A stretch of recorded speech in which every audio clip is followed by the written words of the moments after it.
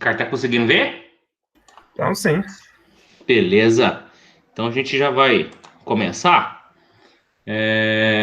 Eu vou só colocar alguns pontos que a gente até discutiu em relação à hiponatremia, que também é importante para a hipernatremia. Aqui primeiro, né, para cálculo de água corporal total, que isso entra na forma de Androguet, e é importante a gente ter essa noção, né? Então aqui no homem jovem a gente tem em torno de 60% do nosso peso em água, mulher jovem, né, 50%, ou homem idoso entra também nos 50%, e mulher idosa entra em torno de 45%. Por que há essa diferença, né? Essa diferença existe por causa de uma diferença na composição, né, corporal do sexo masculino comparado ao sexo feminino. O sexo feminino tem mais gordura do que o sexo masculino, logo tem uma quantidade um pouco menor de água quando a gente compara os dois sexos. Isso é importante, porque isso entra na forma de Androguet em relação à água corporal total. Então, o distúrbio de sódio também é um distúrbio de água. Então, é um dos dados importantes aqui, né? Aqui, bem rapidamente, né? A gente passou sobre a questão dos princípios da eletroneutralidade, princípios do equilíbrio osmótico. Isso é um dado de extrema importância. De maneira geral, né, nós não damos choque nas pessoas, então isso significa que a quantidade de carga positiva é igual à quantidade de carga negativa, de tal forma, né, que há o princípio de eletroneutralidade, e o mesmo acontece com a força osmótica, né? E aqui destacando, né, do ponto de vista extracelular, o nosso principal cátion, o sódio, daí a sua grande importância. Isso é os ânions principais aqui, né? O cloro, o bicarbonato. Então, isso vai ser importante na hora, né, que o Zé vai entrar aí na aula de acidose metabólica com o conceito de anion gap, né? Em que a gente vai utilizar o sódio menos o cloro menos o bicarbonato, em que essa fórmula, esse gap, né, vai ser importante para a gente avaliar as acidoses metabólicas com anion gap normal e anion gap alto, né? Então é importante a gente ter essa noção, né, iônica desse ionograma e esses dois grandes princípios da eletroneutralidade e princípio do equilíbrio osmótico, né? Aqui a gente vai passar um pouquinho mais rápido, né? Essa parte que a gente comentou na aula passada, né? Em que a célula é colocada no meio isotônico, não sofre grandes diferenças, né, no seu volume, e condições em que uma célula é colocada no meio hipotônico, né, em que a quantidade de água, né, vai do fora para dentro da célula, de tal forma que para equilibrar, né, essa questão osmótica, de tal forma, né, que a gente vai ter um aumento dessas células, um edema celular, que quando a gente traz com a principal célula que sofre da anatremia, que é o neurônio, né, a gente consegue perceber aí por que numa hiponatremia aguda o paciente tem tantas manifestações neurológicas por causa de um edema cerebral. E se a gente colocar essa célula no meio hipertônico, obviamente, essa quantidade de água vai sair da célula e ir para esse meio. O objetivo de tentativa de equilíbrio osmótico, né? Essa célula vai murchar, essa célula vai crenar, né? Então, também vale o mesmo princípio, também, quando a gente está trabalhando com a célula neuronal, em que a gente faz correções de uma hiponatremia muito rápida, né? E eu posso ter essas alterações osmóticas. Então, é importante a gente ter essa noção de equilíbrio osmótico. Aqui vou passar um pouquinho mais rápido, né? Em relação aos equilíbrios osmóticos, em relação aos compartimentos, né? Compartimento plasmático intersticial e intracelular, né? Eu tenho que ter aqui uma atividade osmolar semelhante em relação a isso. Então, é importante para que não haja, né, alterações entre esses compartimentos. Essa é uma grande fórmula, né, de extrema importância, a osmolaridade, e a osmolaridade efetiva, também conhecida como tonicidade, né? Alguns livros vocês podem encontrar, inclusive, um sódio, né? Mas, de maneira geral, o sódio, do ponto de vista extracelular, ele tem pouca importância do ponto de vista de valor absoluto, então, frequentemente, os livros nem colocam esse potássio, né? Ele coloca só o sódio aqui, né? Como esse grande representante, né? É importante a gente entender outros grandes elementos nessa forma, a questão da glicose e a questão da ureia, né? Como valores importantes em relação à osmolaridade, né? Porque o 2, porque o 18, porque o 6, isso é importante, coloquei na aula passada, né? 2 vezes sódio, né? É a maior generalidade dessa forma, porque ela, basicamente, nós temos só como carga positiva o sódio, e pelo princípio da eletroneutralidade, né? Quando a gente multiplica por 2, a gente soma o que é positivo, estima o que é negativo, e já vamos dar o valor osmótico principal, né? Então, não tem a necessidade de usar os outros ânions, né? Cloro, bicarbonato, proteína, né? Diversas substâncias que têm valor osmótico, a gente estima com essa forma multiplicado por 2. Glicose dividido por 18, transformação, tá? De unidade em miligrama por decilitro pela massa atômica, para entrar na questão de miliosmol. Ureia dividido por 6, mesma coisa, né? Quando a gente trabalha com tonicidade, a ureia sai da jogada, molécula polar, que ela transita entre os compartimentos. Se ela transita entre os compartimentos, né, do ponto de vista efetivo, ela não é importante. De maneira geral, um valor de normalidade entre 275 a 295 a gente já colocou ali, né? Então é importante a gente ter esse entendimento aqui, pelo menos da questão da osmolaridade, né? Aqui questão desse cálculo, agora não vou entrar nessa parte de detalhe aqui, senão vou gastar muito tempo, né? Questão de maneira geral, o que a gente tem na grande maioria das situações, uma hiponatremia com osmolaridade diminuída, já que essa fórmula depende, né, basicamente do sódio. Quer dizer, se eu tiver o sódio reduzido, né, a minha osmolaridade total também vai ser diminuída na grande maioria das vezes. Se eu tiver uma situação, né, em que a hiponatremia está associado com a osmolaridade aumentada, praticamente eu já defino o diagnóstico. O diagnóstico é descompensações glicêmicas, haja visto com outro elemento nessa forma, de maneira importante, é a glicose, né? Então, glicemias extremamente aumentadas, né, podem aí, né, fazer uma hiponatremia com osmolaridade aumentada. Mas, de maneira geral, a hiponatremia é com osmolaridade diminuída. Não vou entrar muito nesse detalhe aqui, senão a gente vai repetir grande parte da aula passada, e não é o objetivo. A gente vai fazer só mais uma parte um pouquinho mais prática em relação ao distúrbio de sódio, né?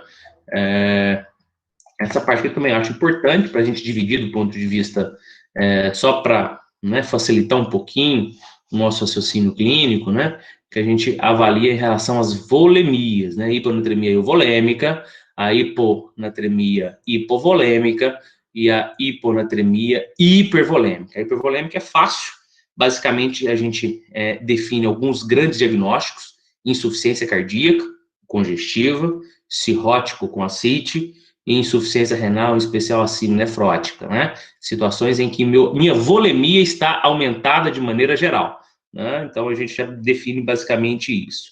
Situações diminuído, hipovolêmico, né? Em que a gente vai ativar aí o ADH, vai abrir canais de água pura, né? E vai fazer uma hiponatremia, né? Situações hipovolêmicas, né? Situações euvolêmicas, o grande representante nesse grupo, a famosa síndrome, né, da secreção inapropriada do hormônio antidiurético, né? Só de maneira geral aí, a gente fazer um brief da aula passada. Não vou entrar em detalhe nessa parte, senão a gente vai gastar um tempo muito grande, né? Mais na questão prática, né? A sintomatologia de alterações de sódio, basicamente, são sintomas neurológicos. A principal célula que sofre com distúrbio do sódio é o neurônio, né? Principalmente quando a gente tem variações muito abruptas desse sódio. Então, por isso que a grande parte da sintomatologia é uma sintomatologia neurológica. Um dado importante é a questão de quanto que a gente pode variar esse sódio, ou para mais ou para menos, aqui vale tanto para hiponatremia quanto para hipernatremia. De maneira geral, a gente varia aqui meio mEq, né, litro, por hora, né, nas correções, ok? Tanto para baixo quanto para cima, né? Situações agudas, você pode fazer uma correção nas primeiras horas, né, de um sódio de maneira um pouco mais rápida, chegando a 1 mEq quilo hora, nas primeiras 3 horas, né, de tal forma que eu não ultrapasse esse limite nas 24 horas. De maneira geral, a gente não ultrapassa 10 mEqs, né, em 24 horas, que é um valor aí seguro de correção. Aqui o exemplo da minha análise pontina, em que eu estou, né, uma situação de uma hiponatremia, que eu estou corrigindo essa hiponatremia e faço a correção muito rápida, né? Vou fazer uma síndrome, né, da desmielinização osmótica, que classicamente foi descrito no bulbo, por isso que esse bulbo está brilhando nessa ressonância aqui, né? Eu corrigi muito rapidamente o sódio, né? Esse paciente desenvolveu essa síndrome, e aqui provavelmente pode pegar sistema reticular ascendente, e o paciente pode ter uma condição, né, extremamente grave, né, coma, inclusive, né, numa correção rápida. Por isso que a gente até fala que a gente não deve corrigir um sódio, né, em um ambiente não controlado. Por exemplo, em pronto atendimento, é muito arriscado você fazer essa correção, sem ser em bomba de infusão contínua, né, sem a gente poder fazer um exame controle. Então, a gente faz esses comentários pelos riscos dessa correção muito rápida. Aqui a questão, né, do tratamento de maneira geral, não vou entrar muito em detalhe nessa parte, né? Aqui a forma de Androguet, né? Aqui é importante a gente fazer uma pausa, né? Para a gente ter essa noção prática, né? Aqui é importante a gente ter a noção de quantos mEqs é cada solução, porque isso vai entrar na fórmula, né? O soro fisiológico, NaCl 0,9%, tem 154 mEqs de sódio. O Ringer, em torno de 130 mEqs. O soro meio, né, 0,45, 77 mEqs por litro de sódio. E o 3%, 513 mEq por litro, né? Como que a gente faz esse soro, né? A gente tem o NaCl 0,9 na farmácia, a gente tem a água bidestilada, mas a gente não tem o 0,45, a gente não tem o 3%, então a gente tem que produzir esse soro, né? Como que a gente faz? O 0,45 é simples, né? Simplesmente eu coloco ali, por exemplo, né, 250 ml de NaCl 0,9% com 250 ml com água bidestilada, de tal forma que eu vou chegar no 0,45, e essa solução está em torno de 77 mEqs, né? Não coloquei o soro glicosado 5%, porque é óbvio, o soro glicosado 5% tem qual quantidade de sódio? 0, né? Então, na fórmula, o soro glicosado 5%, ele vai entrar como 0, porque só tem glicose. O 3%, como que a gente produz, né, esse soro? Aquele macete que eu falei para vocês, aproximadamente 9:1, tá? Por exemplo, 9 de NaCl 0,9%, com 1 de NaCl 20%. Nós temos aí a formulação de NaCl 20% na farmácia também. Como que a gente vai produzir esse soro? 90 com 9:1, então quer dizer 450 ml de NaCl 0,9%, com 50 ml de NaCl 20%, totalizando 500 ml numa concentração próxima a 3%. Né? Água corporal total, por isso que eu fiz essa revisão, né, inicial para vocês, né? Importante no homem, de maneira geral, 60%, na mulher, de maneira geral, 50%. Vai entrar na forma de Androguet, na variação da água corporal, né? Como que a gente vai utilizar essa forma? Quer dizer, a gente vai ter a seguinte informação: a 1 litro dessa solução que eu produzi, né, qual que vai ser a minha variação de sódio? Com base nisso, vou fazer uma regra de 3, e a gente vai fazer, né, a programação dessa prescrição desse sódio.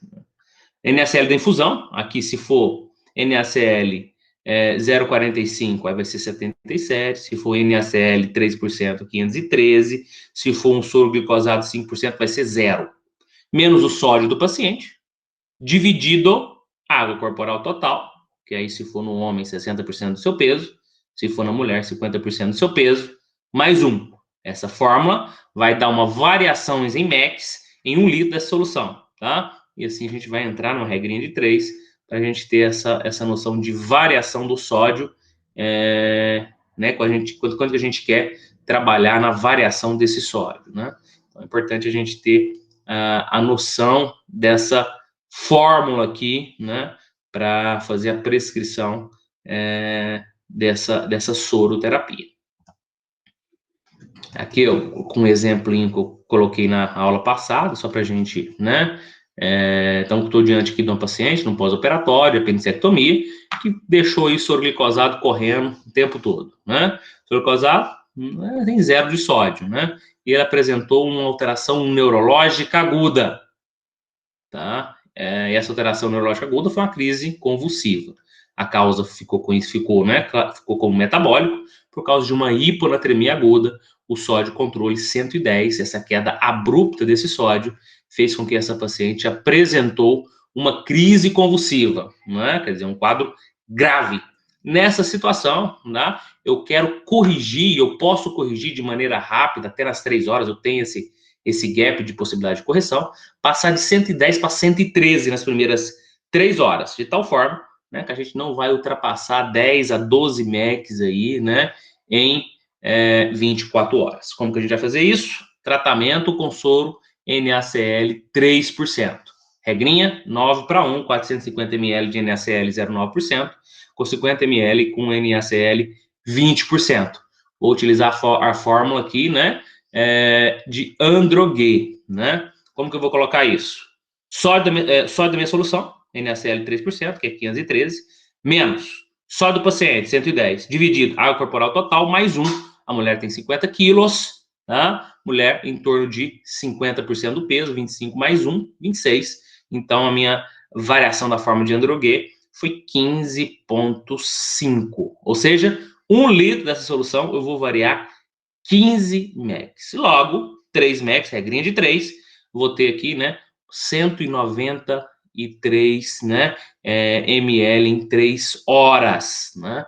Então, vou fazer uma prescrição de 64 ml hora, né, em 3 horas para fazer essa correção.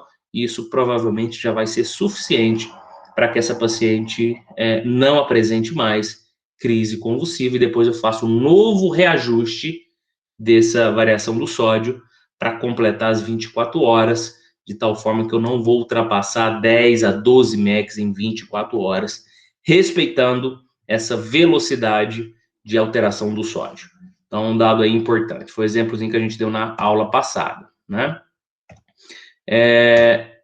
Já vou entrar aqui, tá? Não sei que, Lencar, já tem algumas perguntas aí para mim entrar no tema específico da hipernatremia. Fiz esse apanhado da hiponatremia. Se o pessoal quiser perguntar alguma coisa, a gente já vai direto para a questão da hipernatremia. Tá? A Lavínia levantou a mão e a Caroline, não sei se eu estou falando certo, está perguntando se a desmielinização é reversível. Ótima pergunta, né? Nós já tivemos alguns casos de desmielinização osmótica, tá? Geralmente essa alteração neurológica ela não é rápida, ela demora algumas horas a dias, né? Porque o neurônio ele vai sofrer essa variação, geralmente não é pelo total, é pela velocidade de alteração, né? Eu posso ter algum grau de recuperação, né? O que vai nos ajudar, né? A velocidade que a gente percebeu isso, que a gente interrompeu esse ciclo de desmielinização, e a gente utiliza o exame de imagem para ter uma noção prognóstica em relação a essa desmielinização, tá? Mas, geralmente, quando já instala, né, o quadro neurológico grave, aqui estou falando especialmente do coma, né, o quadro costuma ser irreversível, na grande maioria das vezes, né? Então, depende de tempo, depende de velocidade, tá? E depende, né, de quais áreas, né, que porque a gente coloca a mielinose pontina como a ponte, mas, na verdade, qualquer área do sistema nervoso central que tem mielina, ela vai ter sofrimento. Então, depende qual área que foi acometida e a capacidade neuroplástica desse paciente. Quer dizer, se for um jovem, eu tenho uma capacidade de recuperação neurológica muito maior quando a gente compara a um idoso, né? Então, depende de alguns fatores aí. O que vai nos ajudar aí realmente vai ser o exame de imagem, né? Em especial na ponderação T2 da ressonância, em que eu vou conseguir ver substância branca. Vendo substância branca, eu vou ver aí realmente quais as áreas que foram cometidas, e dependendo das áreas que foram cometidas, né, a gente vai ter uma noção de prognóstico. Beleza, Alencar? Beleza. A Lavínia também queria perguntar. Pode falar, Lavínia. Pode perguntar. Você falou que eu tenho que respeitar o limite de 10 a 12 MEC em 24 horas, mas Sim. nesses 10 a 12, eu já incluo os 3 que eu fiz nas Sim. 3 horas, e aí depois eu considero as outras 21 horas. Excelente pergunta, né? Então, assim, nessa variação, é a variação total, né? Em 24 horas. Então, quer dizer, já vai entrar ali na conta, né? Eu não gosto nunca de trabalhar no limite, no 12 MECs, tá? Trabalhando aí nos 10 MECs já tá muito bom já, né? Então, com certeza, esses 3 vão ter que entrar, tá? Então, fez esses 3, né? Foi um pouco, você está corrigindo a hiponatremia, então aumentou 3, eu vou aumentar aí mais 7 MECs aí, no restante até completar as 24 horas, tá? Como eu falei para vocês, o mais importante, tá? É a velocidade, é mais importante que o valor absoluto, propriamente dito, né? Isso que dá noção de manifestação clínica, né? E às vezes a gente pode ter hiponatremia extremamente grave, extremamente consciente, né? A gente pode pegar, por exemplo, isso como eu comentei com vocês, né? Paciente com insuficiência cardíaca grave com sódio de 2 dígitos, quer dizer, sódio com abaixo de 100, andando, conversando com você, tá? Aí o perigo é se o colega identificar isso, né? E querer tratar rapidamente o paciente crônico, a hiponatremia crônica, como se fosse aguda, né? Aí você pode causar mais malefício do que benefício para o paciente. O crônico eu não tenho necessidade de velocidade de correção. Agora, o agudo, eu preciso fazer essa correção, né, o mais rápido possível, tá? Então, excelente pergunta aí, né? Esses 3 MECs, então, ela vai entrar no total dessa variação em 24 horas. Perfeito. Sem dúvidas até o momento. Beleza, então vamos avançar na questão agora da hipernatremia, tá? Tá conseguindo ver, Alencar? Aí tá. Estamos vendo sim. Beleza. Então, a hipernatremia, né? Definição, sódio acima de 150. Né? Aqui é um pouco mais tranquilo em relação à fisiopatogenia, quando a gente compara a hiponatremia, porque aqui ela é sempre hipertônica, né? E quando ela é hipertônica, né? O mecanismo já fica um pouco mais fácil de entendimento. Aqui geralmente a gente tem, né, a sede como a proteção da hipernatremia, então quer dizer, né, situações em que o paciente não consegue acesso à água são os grandes fatores de risco da hipernatremia, tá? Aqui eu estou falando de idosos acamados, aqui eu estou falando, né, de situações aí de demência aí, paciente que não consegue deambular, né? Ele não consegue, né? E um acesso à água, porque a sede, de maneira geral, ela consegue fazer essa proteção. Deu sede, bebe água, é água pura, não é que essa água pura ela faz com que eu diminua o valor desse sódio. Então, aqui é um importante fator de risco para pensar em quais os pacientes que vai apresentar, né, essa hipernatremia. São, na grande maioria das vezes, é uma situação em que esse paciente não consegue beber água. É a grande maioria das vezes, né? Lógico, eu posso ter um grupo em que seja iatrogênico? Posso, mas situação muito rara em que eu vou fazer uma correção rápida com solução NaCl 20%. Então, quer dizer, né, na grande maioria porque tem pouca água. Mas pode ser uma condição em que você fez uma terapia com bastante sódio? Sim, tá? Uma situação muito específica, muito rara, né? Aqui eu estou falando basicamente situação de hipertensão intracraniana, em que uma das terapêuticas, né, o NaCl 20%, 1 ml quilo que você faz no regime da urgência para evitar que esse paciente morra de hipertensão intracraniana, né? Aí você está dando sódio em uma quantidade muito maior, né? Mas vai ter um dado bem específico, o paciente vai estar internado em UTI, né? Em que você vai fazer essa solução que gera uma tremenda instabilidade hemodinâmica, é o famoso salgadão que você faz, né? um valor osmótico absurdo que você faz na veia do paciente. Isso gera desbalanços entre os compartimentos, daí, né, essa instabilidade hemodinâmica, o compartimento vascular ele vai sofrer alterações, né, porque a água vai sair para todo lado com o objetivo de estabelecer um novo equilíbrio osmótico, né? Mas na grande maioria das vezes são situações em que o paciente não tem acesso à água.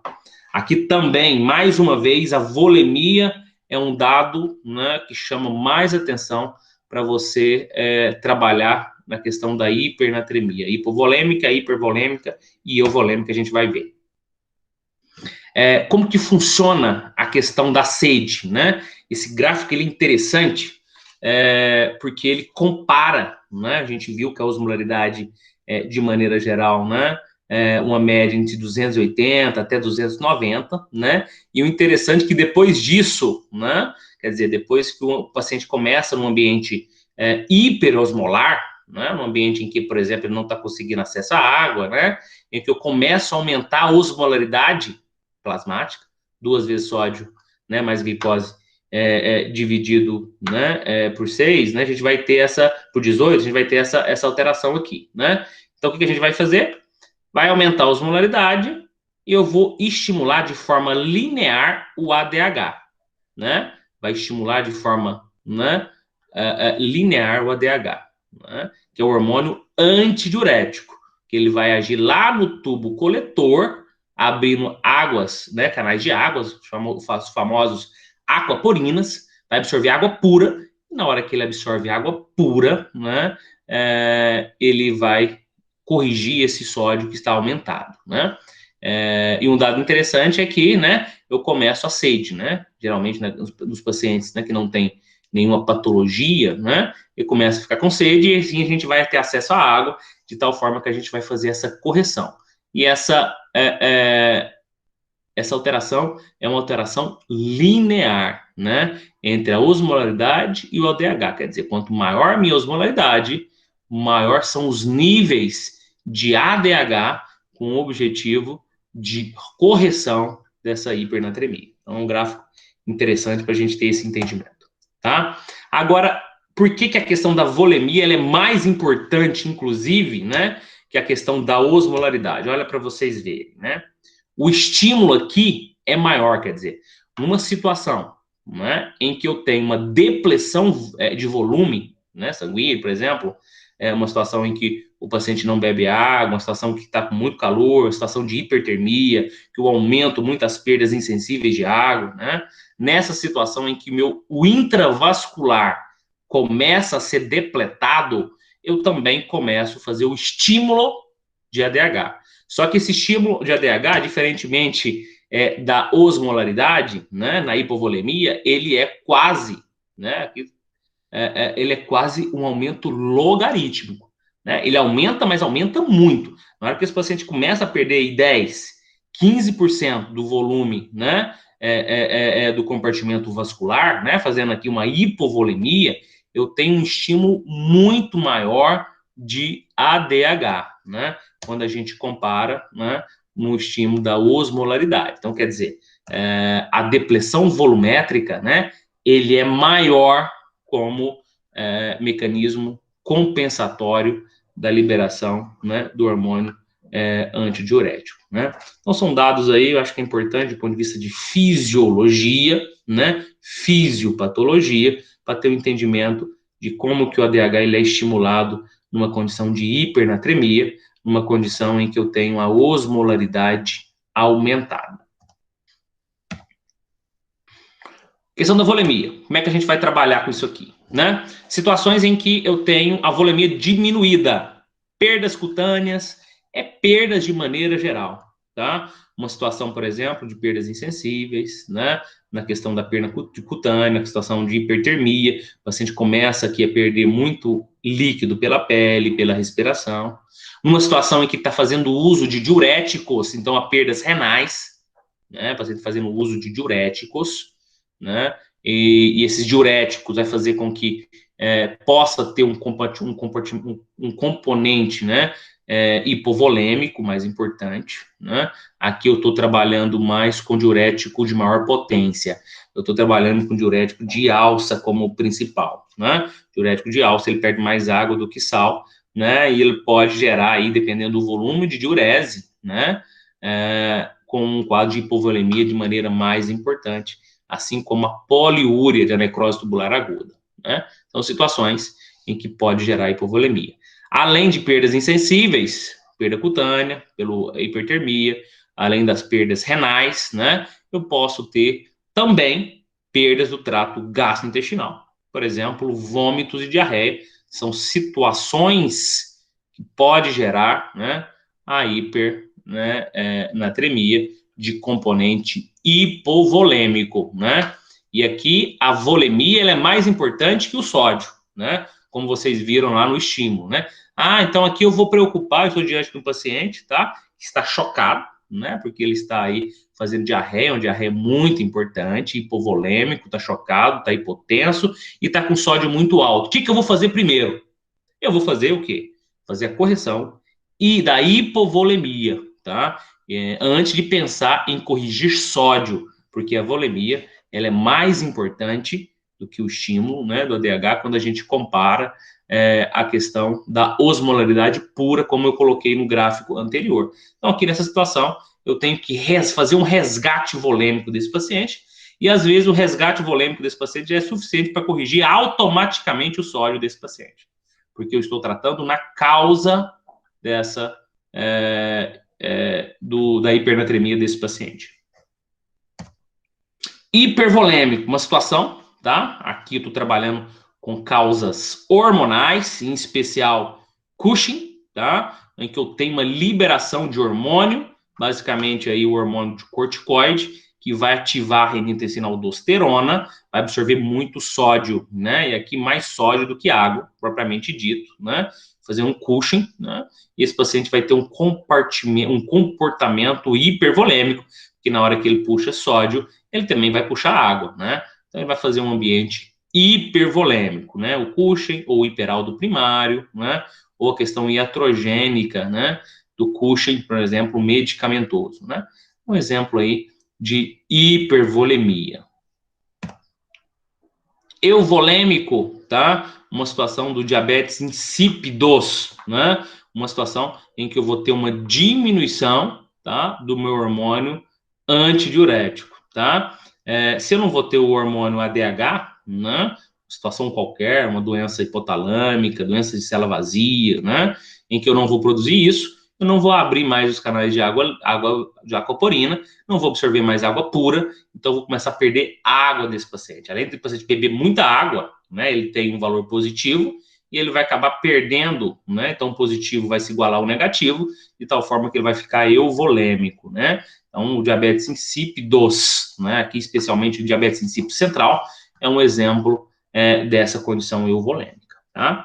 Mas aqui o principal, mais uma vez, né, com certeza são causas hipovolêmicas, tá? Hipervolêmica, situação bem rara, tá? Condições ali específicas da endocrinologia, tá? Euvolêmica, condição também rara, não quero que vocês apeguem nesses dois grupos, mas principalmente no grupo hipovolêmico, que vai englobar a grande maioria. Coloquei algumas causas que o UpToDate coloca aí para nós. Perda de água livre não substituída, né? Que requer uma diminuição da sede e do acesso de água, né? Perdas insensíveis, né? Suor, perdas do trato gastrointestinal, aquilo que a gente comentou, diurético osmótico, né? Lesões hipotalâmicas que prejudicam ali o centro da sede, né? Então são situações, né, que podem gerar hipernatremia. Destaque maior para as causas de perdas insensíveis, perdas do trato gastrointestinal e perdas urinárias são os principais exemplos. Tiagão. Sim. O Gabriel levantou a mão. Pode falar, Gabriel.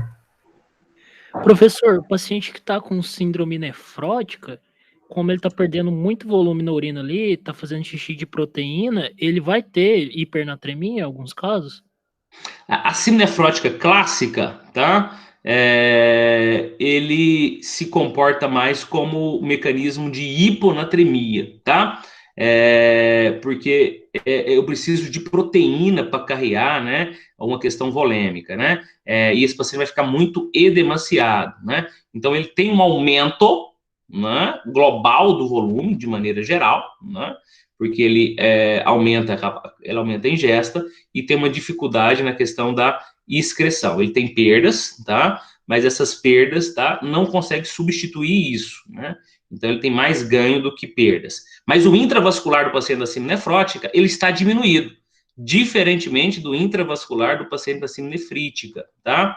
Então a síndrome nefrótica, o intravascular está reduzido. Então quer dizer, menos perfusão renal eu vou ter desse paciente. Por que está reduzido? Porque está perdendo muita proteína, pressão coloide osmótica reduzida, esse líquido sai do compartimento intravascular e vai para o compartimento intersticial, né? Então você vai ter o sinal de cacifo clássico, né? Então, de maneira geral, ele se comporta, ele é um hipervolêmico, tá? E clinicamente ele é mais relevante a hiponatremia do que a hipernatremia nesse contexto, né? De tal forma, né, que esse paciente, o intravascular dele está reduzido e o rim, ele vai estar achando, né, que ele está mal perfundido, né, então por isso ele começa a acionar outros fatores aí, como renina, tensina, aldosterona, né, para absorver só de água desse paciente. Só que não vai ficar, né, apesar do aumento dessa reabsorção, ele não vai ficar no intravascular, porque a pressão coloide osmótica está reduzida, né. Então, na situação, né, da síndrome nefrótica, é mais comum, né, aquele paciente demasiado, né, que já está na condição hipervolêmica, né, o intravascular está reduzido pela pressão coloide osmótica, mas é mais comum no cenário da hiponatremia do que da hipernatremia, tá? Obviamente, eu posso ter fatores aí que pode, né, atrapalhar um ou outro, fator de confundimento, mas, de maneira geral, ele entra no grupo clássico da hiponatremia, né, hiperosmolar, hipervolêmica, tá? Ele entra nesse grande grupo aqui, tá? Que tá insuficiência cardíaca congestiva, tá cirrose hepática, né, com ascite, e a síndrome nefrótica com esse quadro edemaciado, né? Então, ele entra na síndrome edemigênica de maneira geral, né? É o principal exemplo aqui da síndrome nefrótica, né? E a síndrome nefrítica se comporta um pouquinho diferente. O intravascular que vai estar reduzido porque a minha taxa de filtração glomerular vai estar diminuída. Aqui eu tenho uma oligúria mais importante, né? Então, a oligúria, ela entra num diagnóstico mais diferencial da síndrome nefrítica, tá? A síndrome nefrótica acaba tendo um equilíbrio em relação a isso, tá? Ele pode até aumentar a questão da diurese, mas com o tempo, tá? A reabsorção é mais importante que a perda, né? E às vezes se comporta como um valor dilucional, certo? Certo, muito obrigado. Nada. Alencar, mais alguma pergunta aí? Pode seguir. Pode seguir. Beleza, pessoal. Então, assim, são alguns exemplos aí que a gente está citando aí para vocês, né? Perda de água nas células, exercícios, convulsões graves, né? Você pode ter, né? Situações de hipertermia, calor muito importante, né?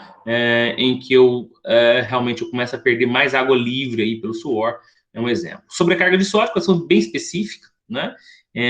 Na solução hipertônica eu falei para vocês, no famoso salgadão, NaCl 20%, 1 ml quilo que você faz numa situação de urgência de hipertensão intracraniana, que você faz para correção, tá, dessa hipertensão intracraniana para salvar a vida do paciente, tá? Situação mais rara e não muito comum. Quadro clínico, como que é o quadro clínico aqui da hipernatremia? Também aqui, né, envolve sintomatologia neurológica, já que eu falei para vocês que a principal célula, né, que vai sofrer com alterações do sódio é o neurônio, assim como a principal célula que sofre com o distúrbio do potássio é o músculo, né? Então, aqui, né, nós temos, né, alterações neurológicas que se comportam também de maneira semelhante à hiponatremia, se essa alteração for muito aguda, desde confusão mental até o estado de coma, né, ou apneia, porque você pode pegar centro respiratório.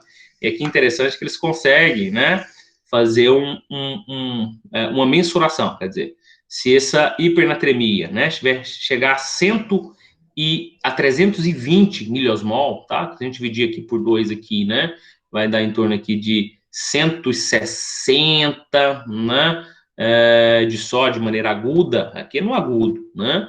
Já vai começar a ficar confuso, tá? Se esse sódio passar para 170, tá? Ele já pode ficar em coma, tá? Se for uma subida muito rápida, e 180 já pode fazer a parada respiratória nesse paciente. Então, isso é tão importante, gente, que nós não podemos abrir protocolo de morte encefálica quando o paciente está com distúrbio do sódio de maneira importante, né? Quer dizer, no checklist dos exames que a gente solicita, né, frente a um paciente neurocrítico grave, em que há uma perda de reflexo de tronco, a gente tem que fazer o checklist da hipernatremia, porque tanto a hiper quanto a hiponatremia grave pode justificar o estado de coma desse paciente, só que é um estado metabólico reversível.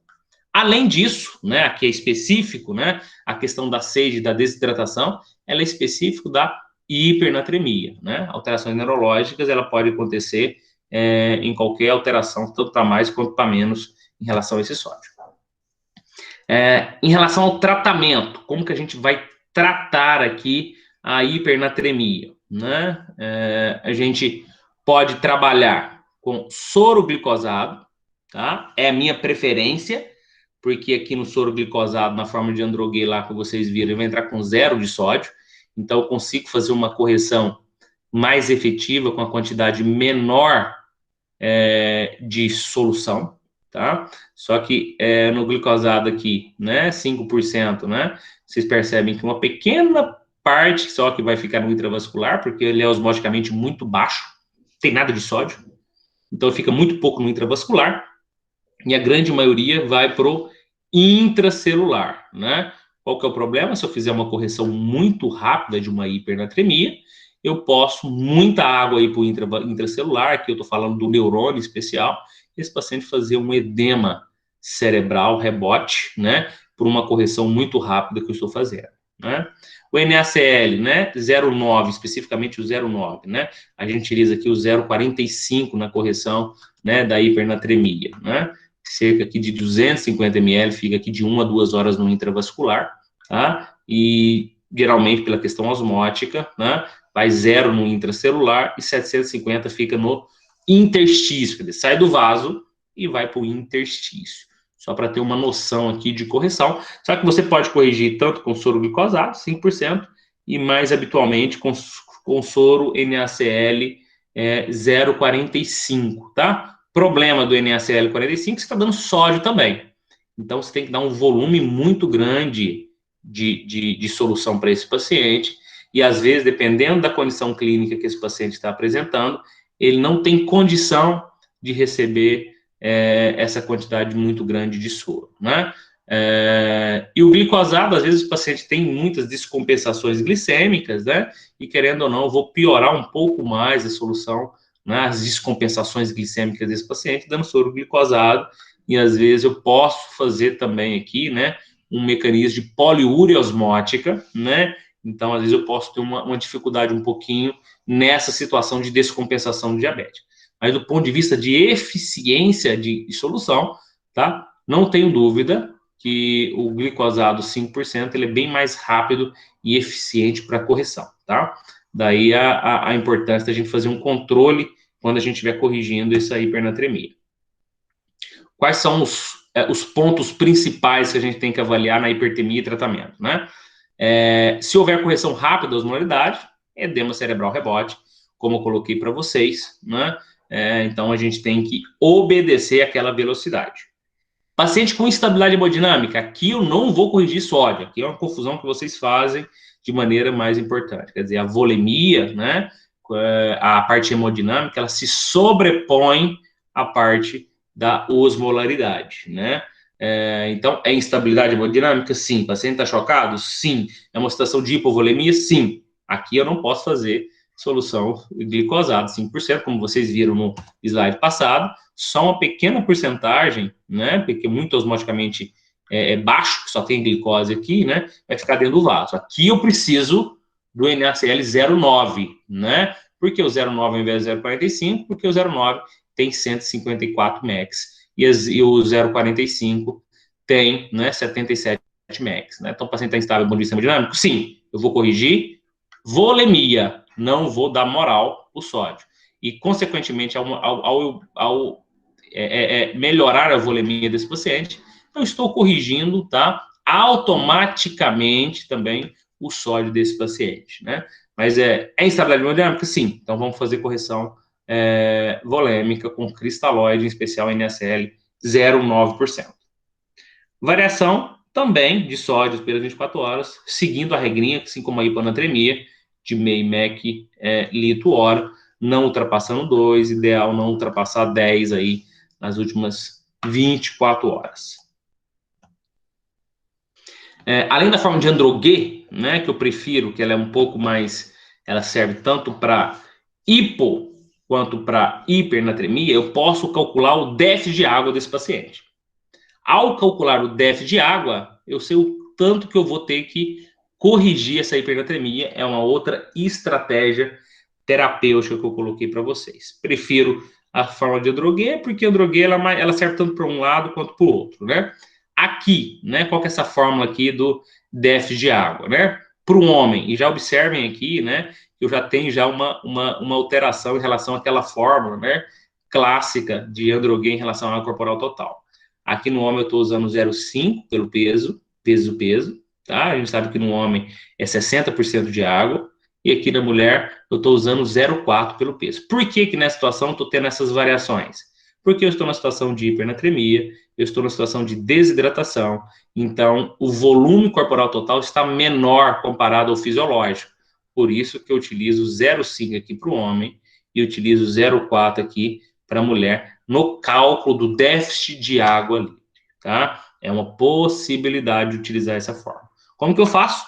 Água corporal, 0,5 vezes o peso, né? Multiplicado o sódio do paciente, dividido pelo sódio desejado. Aqui, por exemplo, eu estou querendo alterar 10 mEqs, né? Então, o paciente está com 160 de sódio. Então, vou colocar 160 aqui. Sódio desejado, vou colocar 150 aqui embaixo, menos 1, fazer essa fórmula, tá? Ou, no caso da mulher, utilizar 0,4. Frente ao déficit de água livre, né? Ele pode ser reposto. Um pouco eu cheguei aqui à conclusão que ele está com déficit de água de 5 litros, por exemplo, né? Eu posso corrigir por via interal, dá 2 litros ali, ó, por sonda nasointeral para ele, né? E 3 litros em correções, em correção parenteral, né? Ou por via intravenosa. Associar, se ele tiver uma via interal íntegra, eu posso aqui, né? Dividir aqui, né? Uma porção enteral, conforme a tolerância do paciente, e uma forma intravenosa, né? Com soro glicosado 5%, aí não precisa fazer nenhuma correção, porque aqui vai ser água pura, soro glicosado é água pura, esse déficit de água livre, né? Salina 0,2, porque geralmente a gente não utiliza mais o 0,45. Por que a gente vai multiplicar por 2? Porque aqui, gente, como você lembra lá da fórmula, para que eu faça o 0,45, eu preciso ter, né, uma solução de 0,9, né, ou seja, solução fisiológica, mais água pura, né? E como o fisiológico mais água pura, eu preciso de déficit de água, então eu tenho que multiplicar por 2, porque essa solução está pegando sódio, uma solução salina com água pura, né? Então aqui aumenta mais ainda a minha infusão de salina 0,45%, tá? Fórmulas aí que a gente pode utilizar, eu prefiro a forma de Androguet, tanto para um lado quanto para o outro, que é mais fácil da memorização. Exemplo aqui que eu trouxe para vocês. Mulher, 35 anos, né? Pressão 13 por 80, 130 por 80, 80 de batimentos, peso 63 e um sódio 158, tá? Eu quero ver como que eu vou fazer uma solução de NaCl 0,45% aqui, utilizando a fórmula de Androguet, né? Solução, quantos mEqs? 77 mEqs, que é a solução de NaCl 45, menos a solução do sódio do paciente, né? Que é 158 mEqs. Dividido, água corporal total mais 1. Mulher? Sim, 0,5. 63,05 mais 1, tá? Vai ter uma variação de menos 2,5 mEqs na solução de 1 litro. Então, assim, uma NaCl de 0,45, eu vou ter uma variação de 2,5. 12 mEqs, já cheguei já no limite, X, 4,8, é uma possibilidade, né? Se eu utilizar soro glicosado 5%, como que eu vou fazer?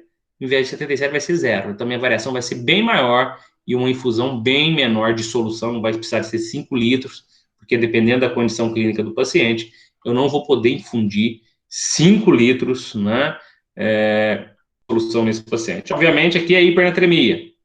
Eu posso também, né, tentar fazer uma correção por via enteral com água pura, né, utilizando a forma do déficit de água.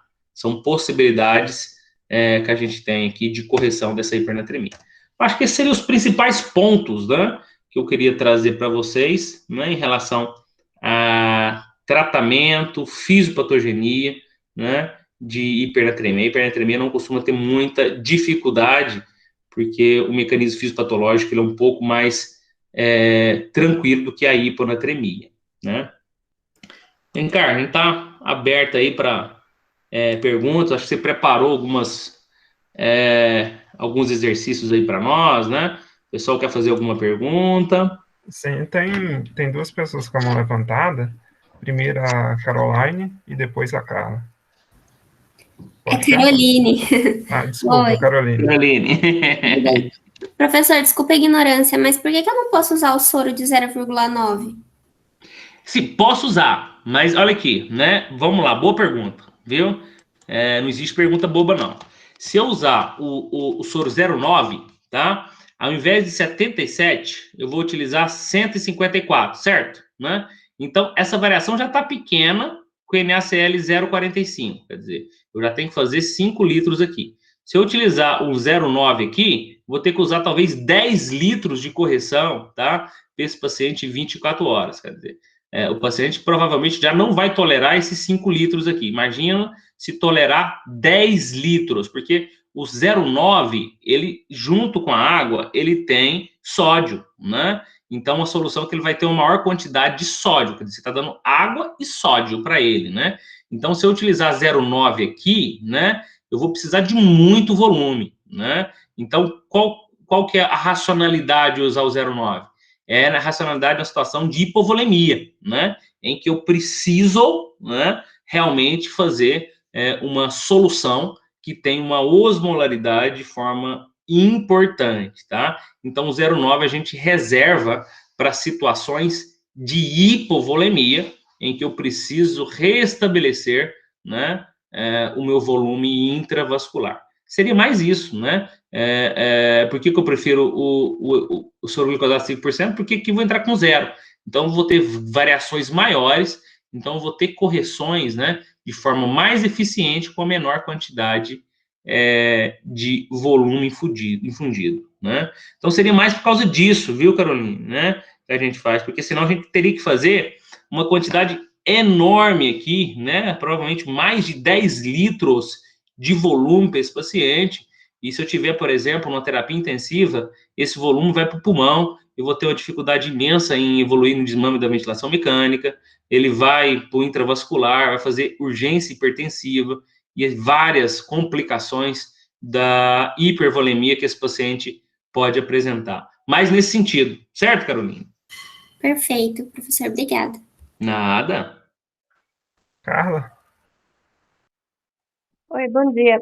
Professor, Bom o senhor dia. falou que prefere o soro glicosado 5%, né? Sim. Aí falou que não tem que ser rápido, porque pode causar até um edema cerebral e tal. No equipo macrogotas, como que faria uma quantização disso? Aí seria tantas gotas por minuto, alguma Não, coisa? eu não prefiro, aqui eu prefiro em BIC, tá? Em bomba de infusão contínua, tá? Vocês têm que pensar nessa solução como não uma solução de hidratação, tá? Que é uma coisa inofensiva. Aqui eu estou trabalhando, né, com correção do sódio. Eu estou trabalhando com osmolaridade. Então, assim, a gente faz uma conta fina em relação de quantos ml que você vai fazer. Então, em uma situação, tá? Não controlada, né? Com gotas, por exemplo, tá? Eu não aconselho, né? Porque isso já foi tentado em nível de pronto-socorro, né? Porque não tinha vaga de UTI, né? E o que acontece? Né? Nunca sai a quantidade que a gente programa, né? Então, assim, ou faz rápido demais, ou faz lento demais. E se fazer rápido demais, o paciente pode ir para o coma, né? E se fazer lento demais, eu não vou corrigir nada. Então, assim, né? A preferência aqui, vocês têm que pensar na solução como um medicamento, tá? Em que a velocidade de infusão ela é de extrema importância, tá? Então, não aconselho fazer correção, tá? Agora, sim, se você tiver na situação de hipovolemia, é diferente, tá? Em que eu não estou ligando para o sódio, eu tenho que restabelecer o volume, vou ter que fazer um soro aberto, não, aí tudo bem, né? Mas, de maneira geral, a nossa indicação é em bomba de infusão contínua, num ambiente controlado, tá? É o ideal, né? E nós já tivemos algumas experiências muito graves, né? Em que o paciente ficou em coma por causa de uma velocidade muito rápida, e às vezes, assim, você imagina lá naquele corredor, lá naquela bagunça toda, né? Às vezes o familiar, você já vê isso com oxigênio, você imagina, né? O familiar vai lá, um DPO-CIT, que você está tentando jogar uma saturação 90, o familiar vai lá e aumenta para ver o 100%, né? Você imagina se algum familiar vai lá e mexe nesse equipo, né? E começa, né, a abrir essa soroterapia de maneira rápida, né? Nós já tivemos essas situações, né? E foi dramático aí a evolução, né? Então, o ideal, tá, Carla, né, é que a gente faça essa solução, que é um medicamento, né, em infusão contínua, certo? Boa pergunta. Certinho, professor, obrigada. Não, excelente. Gente, eu vou projetar aqui duas questõezinhas rapidinho, porque o nosso tempo está meio estourado.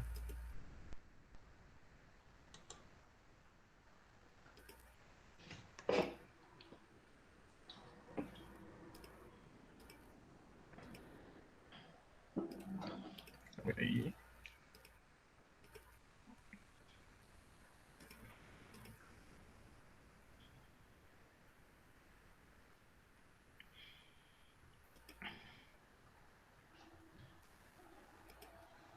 Minha tela já deu certo, né?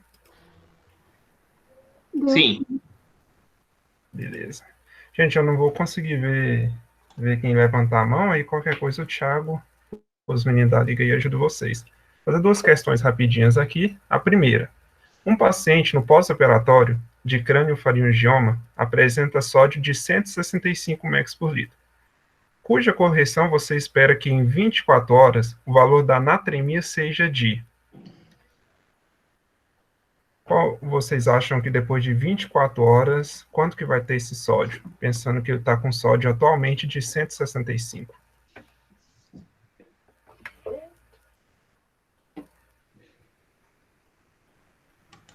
Aninha, você está aí? Deixa eu ver, acho que... O pessoal está colocando aqui, viu, Alencar? Você vai... Todo mundo foi na D. O Santiago, Daniel, Guilherme. Foi na D? Foi na D, 155 max. E aí? Aí, exatamente, essa é a resposta certa. A gente, assim, um dos pontos central do tratamento da hiper e da hipo é a questão, como o Thiago falou, da velocidade, né? Então, aí você não pode, depois de 24 horas, alterar mais de que 10, 12. Então, a única opção correta seria essa. Isso aí. E a segunda aqui, a nossa última questãozinha, é um pouco mais longa, mas vai revisar muita coisa que a gente já viu. Uma paciente de 52 anos é internada por cetoacidose diabética, estando em mau estado geral e confusão mental. A avaliação clínica inicial apresenta PA de 100 por 60 e frequência cardíaca e pulso de 164.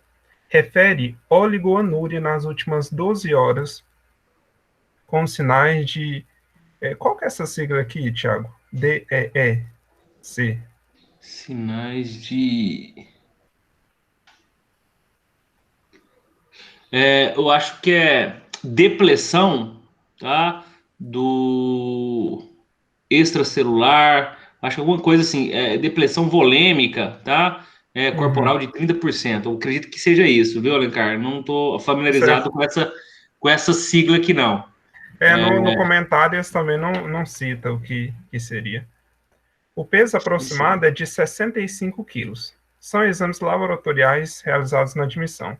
Sódio de 156, potássio de 3,8 e glicose plasmática de 350.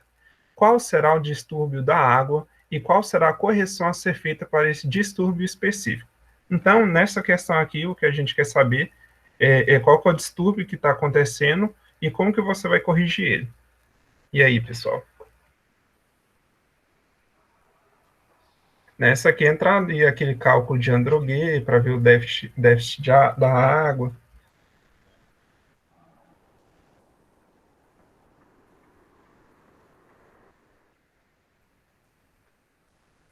acho que todo mundo concorda que a gente tem aqui uma hipernatremia, né? Lembra do Thiago falando que acima de 150 é uma hipernatremia. Beleza. Letra A, hipernatremia? Certo. E a correção seria a infusão de 3,5 litros de soro glicosado para corrigir a hiperosmolaridade? Vamos deixar essa aí na gavetinha. Hiponatremia? Não. E a correção seria a administração de soro fisiológico hipertônico a 3%? Hipernatremia? E a correção seria a infusão de 3,5 litros de soro glicosado ou a solução hipotônica 0,45? D. Não existe distúrbio da água. Está errado, né? E esse DS seria decorrente do desvio iônico provocado pela cetoacidose.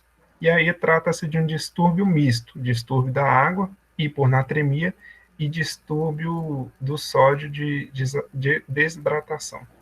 E aí, como que o pessoal tá aí, Thiago? Acho que o Diogo colocou letra C. Letra C? Eu acho que se a gente for pensar simplesmente pelo conceito de hipernatremia, a gente já fica entre a A e a C. A única diferença aqui é que uma está colocando a solução salínica hipertônica. Nessa aqui, Thiago, foi uma que eu fiquei um pouco em dúvida, porque se a gente for fazer o déficit da água lá de Androguet, né, se alguém for fazer, vai dar ali o resultado de 3,7 litros de água. Ok. Só que aqui, a resposta correta é a letra A.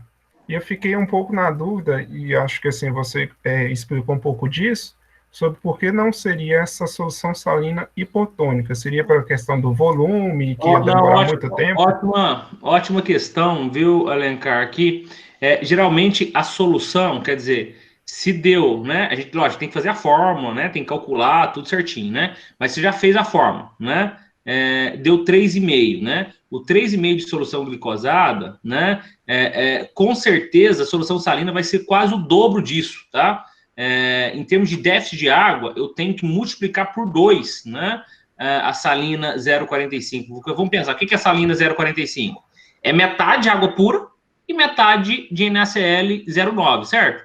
O 0,9 não vai ter correção, né? Então, quer dizer, só a metade desse volume que a gente vai fazer. Então, para dar o valor total, tem que multiplicar por 2.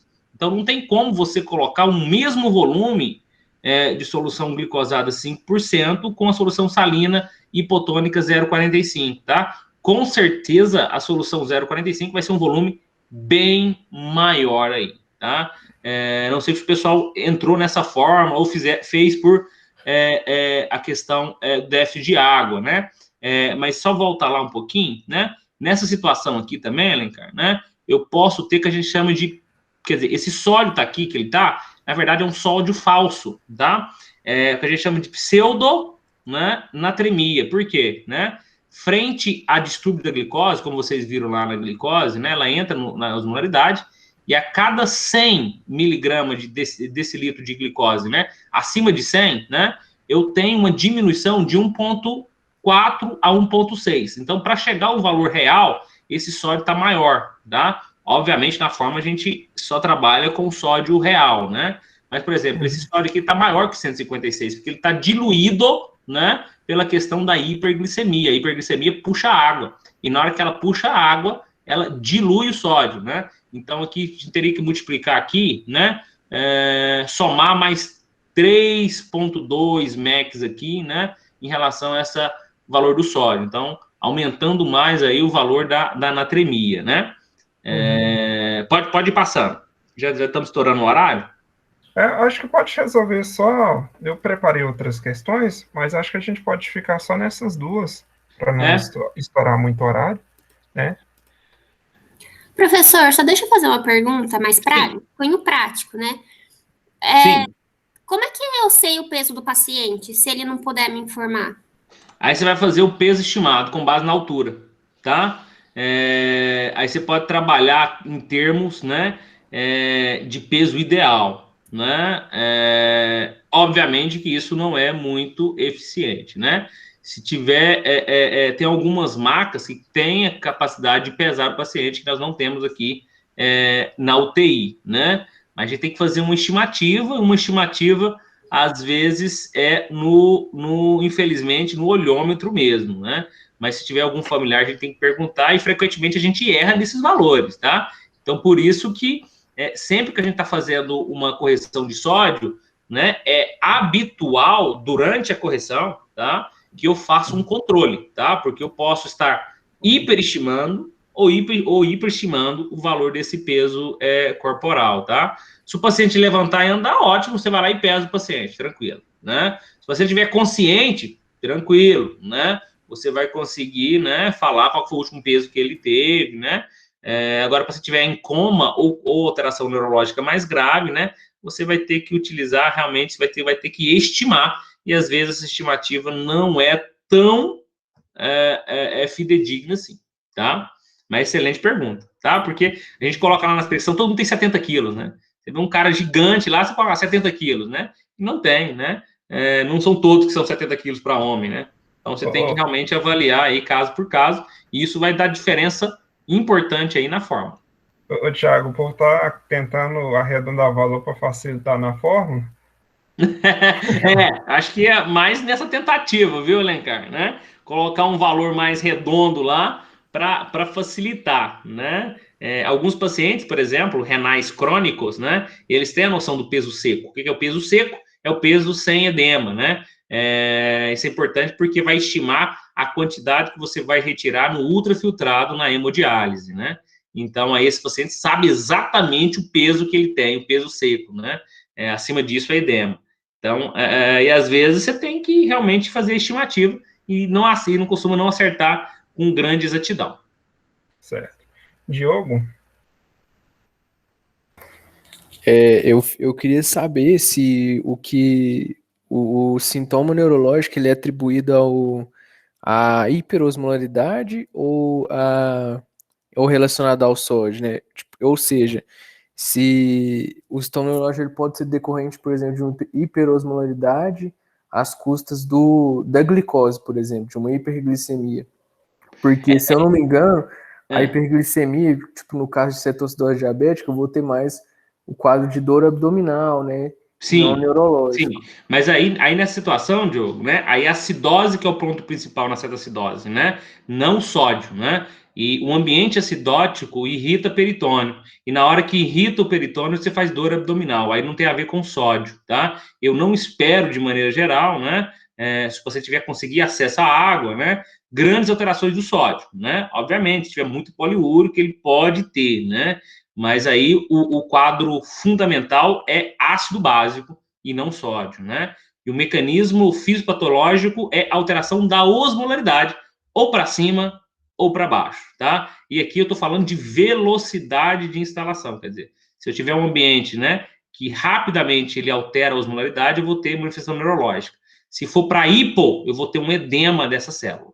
Se for para hiper, eu vou ter uma crenação. Essa célula vai murchar, né? Então, vai ter alterações neurológicas mais nesse sentido, né? Que pode se manifestar nas mais diversas formas possíveis, e a forma mais grave é realmente o coma, né? Mas é pela propriedade da osmolaridade em si, tá? Que a gente vai ter, né? E basicamente a gente está trabalhando com sódio, né? Porque a glicose não consegue variar tanto assim essa osmolaridade. Varia, mas não varia de maneira tão importante quanto o sódio. Certo. Carla? Tá com a mão levantada? Ah, ela baixou. Esqueci de abaixar, desculpa. Não, tem nada não. Aí, pessoal, acho que era isso, né? Por enquanto não tem mais nenhuma outra dúvida, Thiago. Eu queria agradecer em nome da Liga, viu? Parabéns pela aula e muito obrigado pela sua disponibilidade aí. Com certeza foi algo muito, muito bom para a nossa formação. E o Thiago, para quem não é da Liga, ele está sempre presente nas reuniões, então é isso aqui direto. E, pessoal, semana que vem, aulinha de gasometria, um exame muito, muito importante. Eu não sabia a importância dele, né, mas a gente discutiu isso aqui nas reuniões da Liga. E não perca, porque aí a gente vai começar do zero, né? Vai ter 2 aulas com o Zé Ricardo, que também é mestre nisso aí. Então, até semana que vem, o link vai continuar o mesmo e eu sempre passo um forms no final para pegar a presença de todo mundo. para emitir os certificados. Obrigado, Alencar. Até mais. Boa tarde para todos. Até mais. Falou, pessoal.